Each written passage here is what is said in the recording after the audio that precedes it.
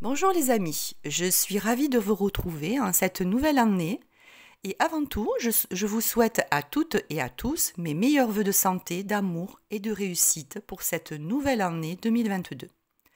Nous laissons derrière nous sans regret une année 2021 complexe, tendue, harassante pour nous plonger dans une année 2022 plus facile, plus ronde, beaucoup plus vouée à l'amour, au retour à l'équilibre, l'harmonie. Bien sûr, de manière générale, car seule une étude approfondie de chacun de nos thèmes peut nuancer ces caractéristiques générales. Je me présente à vous les nouveaux abonnés.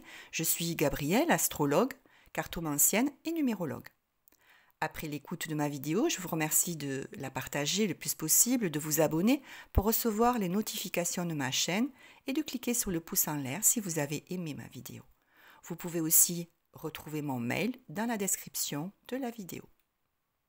Nous venons de quitter la configuration de la nouvelle lune du 2 janvier 2022 qui nous amène pour ce mois lunaire à la recherche d'un essentiel, d'un bien-être. Nous avons la mission à accomplir de satisfaire enfin à nos besoins. Une énergie de feu va nous y aider, même si la période qui nous attend est pleine de surprises, d'imprévus. On peut s'attendre à un regain de bienveillance, de compassion et de générosité.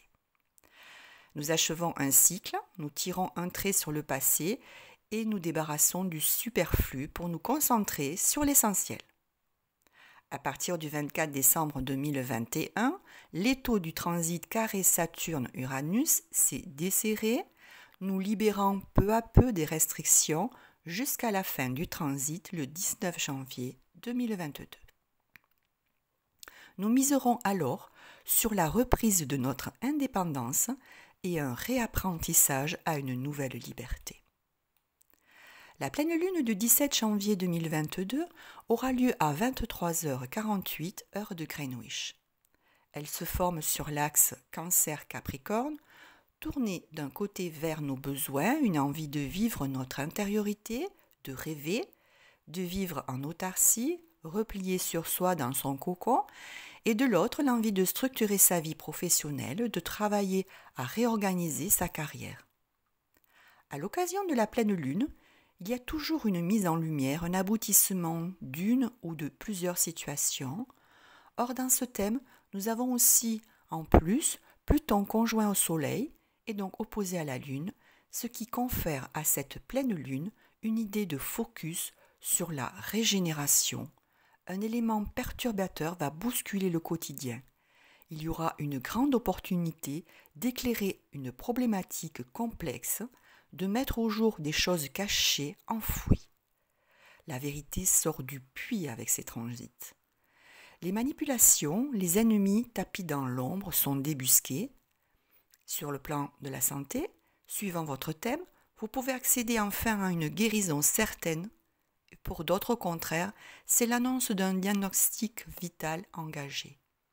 On peut se séparer aussi d'un pouvoir toxique, d'une personne ou d'un projet que l'on avait idéalisé, mis sur un piédestal et qui se révèle décevant. On se pose beaucoup de questions et souvent les bonnes. Il y aura des tensions, des bouleversements, des angoisses. Notre environnement est pesant, lourd et peu sécure car il nous pousse à nous dégager, à briser les liens auxquels on tenait. On prend de la distance avec la famille. Pour certains, il peut s'agir de décès d'être cher. C'est de l'ordre là de la fatalité qui nous pousse à cheminer différemment. Elle est puissante, cette pleine lune, à travers ces transits-là. Heureusement, Neptune forme un trigone bien que large à la Lune et un sextile large aussi au couple Soleil-Pluton. Ça vient apporter de la douceur, du calme et une adaptabilité à l'imprévu, une confiance en nos intuitions. Ce transit nous connecte à la foi, à l'inspiration et nous nourrit d'empathie. Il exalte aussi notre côté rêveur et ouvre nos consciences, bref, il nous réaligne. Mars, lui, est tout feu tout flamme en Sagittaire, il forme un carré à Neptune et un sesquicarré à Uranus. Bien que le sesquicarré soit un aspect mineur, il n'en demeure pas moins que dans le thème, il s'ajoute au carré encore présent entre Saturne et Uranus. Alors mes amis, il y a de la révolte dans l'air, une soif de liberté, une volonté d'indépendance. Tous les ingrédients sont là pour mettre le feu aux poudres. Mars, épris de liberté dans le Sagittaire, conduit encore ce thème. Il suffit donc d'une étincelle pour qu'il enclenche un état guerrier. Les émotions ici sont plus. Elles ne sont pas canalisées, elles partent dans tous les sens. On manque de discernement, de recul, et on va tout laisser à nos émotions. Là encore, des événements impondérables vont déclencher des colères. Il n'y a pas de mots. On ne peut pas verbaliser, d'où des éclats sans que l'on sache pourquoi. Ça peut se traduire aussi physiquement par des crises d'asthme, des suffocations, des éruptions cutanées, etc. On manque d'humour, d'ouverture, il y a une tension permanente dans l'action, d'où un risque aussi d'accident corporel par manque de souplesse, de détente. Alors attention, prenons du recul. Mercure, dans le signe du Verseau, marqué par Uranus, est entré en rétrogradation le 15 janvier, et ce jusqu'au 5 février. Donc, comme d'habitude, elle va nous apporter son lot de retards, de grèves, de pannes, notamment dans le secteur uranien, c'est-à-dire dans les transports à grande vitesse, les technologies de pointe, Internet. Attention aussi aux centrales électriques et nucléaires, d'autant que Mercure est en carré à Uranus, donc de sérieux risques d'accident, car on ne tient pas compte des faits réels, on fonce jusqu'à l'intuition, on ne voit pas le danger.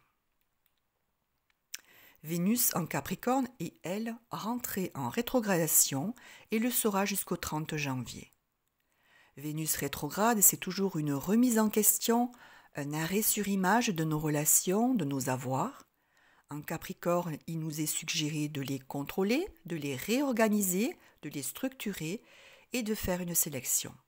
Car Vénus en trigone à Uranus va mettre sur notre route un événement, une opportunité soudaine de changer tout ça. Les rencontres et les offres sont favorisées sous cet aspect, bien que souvent de courte durée sous Vénus rétrograde. Vénus nous enjoint à aller vers l'autre, or Uranus apporte de l'attention, la volonté de focaliser sur un seul but, projet ou personne, pour satisfaire son moi-je.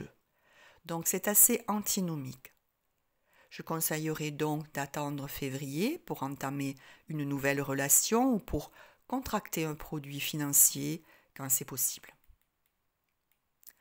En conclusion, une pleine lune régénératrice qui nous conduit vers la guérison, l'équilibre, l'harmonie, l'amour de soi et des autres. Elle nous révèle au grand jour des vérités, rend des verdicts, donne les fruits de ce que l'on a semé.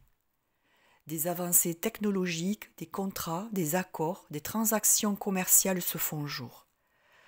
La lumière est là, les amis, et ça fait du bien. Les signes concernés par cette pleine lune seront le dernier décan des Cancers, le deuxième et dernier décan des Capricornes, les Poissons dernier décan et toujours les Verseaux et Taureaux deuxième décan. Je vous invite à regarder où se projette votre pleine lune dans votre thème, dans quel secteur, car nous sommes tous impactés à différents niveaux. En numérologie, lorsqu'on ajoute tous les chiffres pour le 17 janvier 2022, soit 1 plus 7 plus 1 plus 2 plus 2 plus 2, on obtient 15, soit 6.